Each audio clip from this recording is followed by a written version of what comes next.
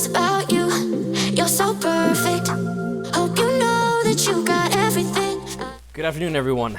So this is the first video I'm making on how to do your own tune for the ALH. That being said, don't listen to me because I'm not a tuner. I have no desire to be a tuner. I have no desire to help you do your tunes. I'm here specifically just to pass on the information that I've learned. It's kind of the same way with the wiring harness. I did not have a desire to pay a Canadian maple syrup eater overpriced monies for him to make a wiring harness out of telephone cables.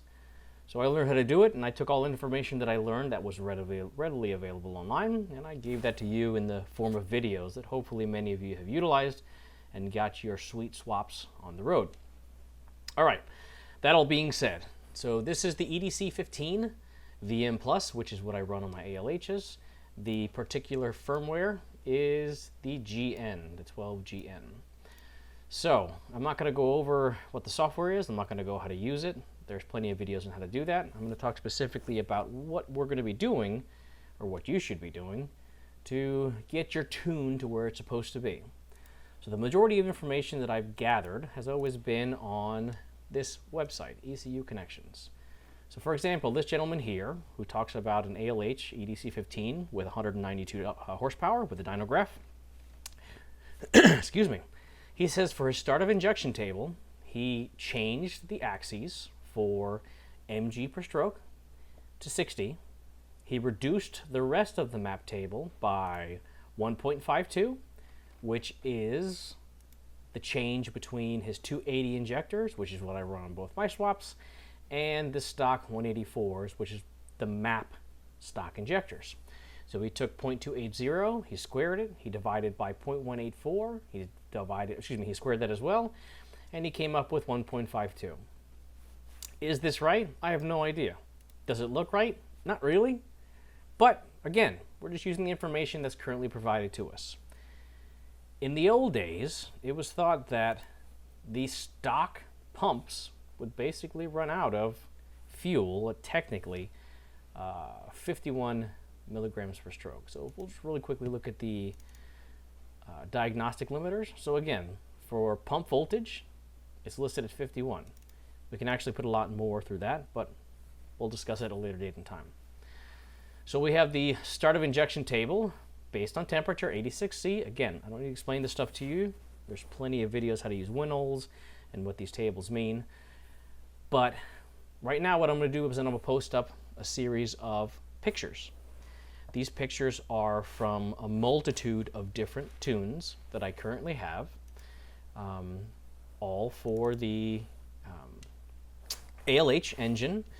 These injectors range from the stock ones to 216, 260, 240, 230, 280, 300, 320. Of course, this is all the same hot table, which is 86C. I would not use this information to copy and paste because that's stupid. That's not how you tune. But at least it gives you an idea of what your table should look like. Based on this gentleman's suggestion, the maximum he said was 20.2 degrees.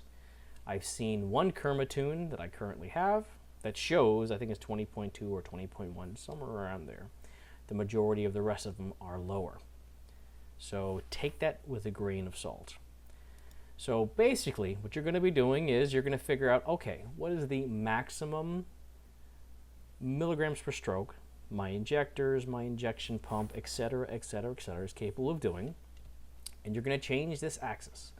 You're going to change it here, or you're going to change it on Winnows. That's entirely up to you. Whatever that's going to be, the maximum, you're going to, if you want to use Excel, you can use Excel to kind of change these tables so that they're equidistant between them. You can do the same thing with these tables if you want to. It's entirely up to you. But you're going to change the axes based on what you think it should be. So let's say here, we're going to go to 51, right? Because, let's go to 50 because the limiter's at 51, so we'll go to 50. So now we see that we go from 32 to 50, which is kind of a tremendous jump. You don't want to deal with that. So again, interpolate between the beginning and the end, equidistant points, fill these numbers in, incremental, small incremental steps, incremental steps, incremental steps. You don't want to put too much timing into this thing. If you do, you're going to find problems really quickly. So yeah, so adjust the tables depending on where you live. So for example, I don't think I get to 0 centigrade or 0 Celsius. So I'm not going to necessarily concern myself with that. Also, I'm not an idiot, so I don't really push my machines until they're adequately warmed up, at least 70, 81, or 86 C.